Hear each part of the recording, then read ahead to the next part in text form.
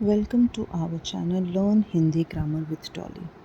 नमस्कार बच्चों, आज मैं आपके लिए हिंदी व्याकरण में क्रिया और उसके भेद लेकर आए हूँ। सबसे पहले हम क्रिया की परिभाषा जान लें। क्रिया का अर्थ है काम।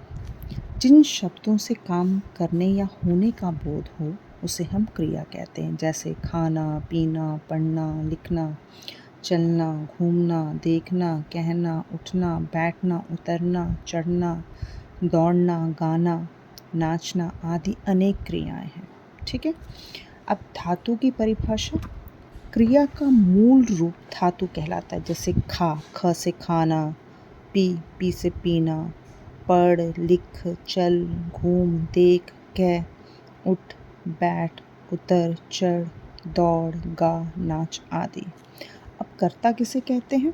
जो काम करता है उसे कर्ता कहते हैं। उदाहरण के लिए देख लेते हैं, राम दौड़ रहा है। ठीक है, राम दौड़ने का काम कर रहा है, अतः राम करता है। अब दूसरा उदाहरण है, माधुरी नाच रही है। माधुरी नाचने का काम कर रही है तो माधुरी करता है। अब क्रिया के प्रकार देख लें। मौलिक क्रिया और यौगिक क्रिया। यौगिक क्रिया में कर्म के आधार पर दो भेद हैं, सकर्मक क्रिया और अकर्मक क्रिया। ठीक है। अब सकर्मक क्रिया हम किसे कहते हैं? सकर्मक। स मतलब साथ, कर्म मतलब कर्म। ठीक है। अब जिस क्रिया को कर्म की आवश्यकता हो उसे हम सकर्मक क्रिया कहते हैं।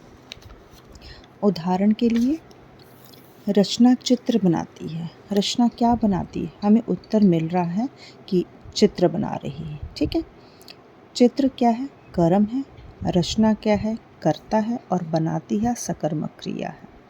अब राधा बर्तन साफ करती है। ठीक है, इसमें हम प्रश्न कर सकते हैं, क्या कर रही है, किसको कर रही है? तो हमें उत्तर मिल रहा है कि बर्तन साफ कर रही है। ठीक है, तो राधा क्या है? करता है। बर्तन क्या है? कर्म है। और करती है सकर्मक क्रिया है। उसी प्रकार से और उदाहरण है, हरीश कंप्यूटर चलाता है, अमन संतरा खाता है। अब रचना, राधा, अमन, हरीश ये सभी करता है, और चित्र, बर्तन, संतरा, कंप्यूटर ये कर्म है। ठीक है। अब अकर्मक क्रिया।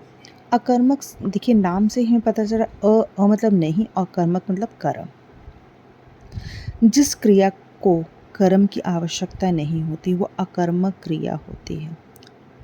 उदाहरण के लिए, शीला हंसती है। इसमें हम दो प्रकार से प्रश्न कर सकते हैं, क्या और किसको हंसती है। ठीक है, तो हमें उसका उत्तर नहीं मिल रहा। ठीक है, अगर हम बोलते हैं कौन हंसती है तो हम कहेंगे कि शीला हंसती है। ठीक है, तो शीला क्या है? करता है। और हंसती है अकर्मक क्रिया है। अब बच्चा रो रहा है। बच्चा क्या है? करता है। रो रहा है अकर्मक क्रिया है। अब सकर्मक क्रिया के दो भेद हैं, एक कर्मक क्रिया और द्युकर्मक क्रिया। एक कर्मक क्रिया क्या है?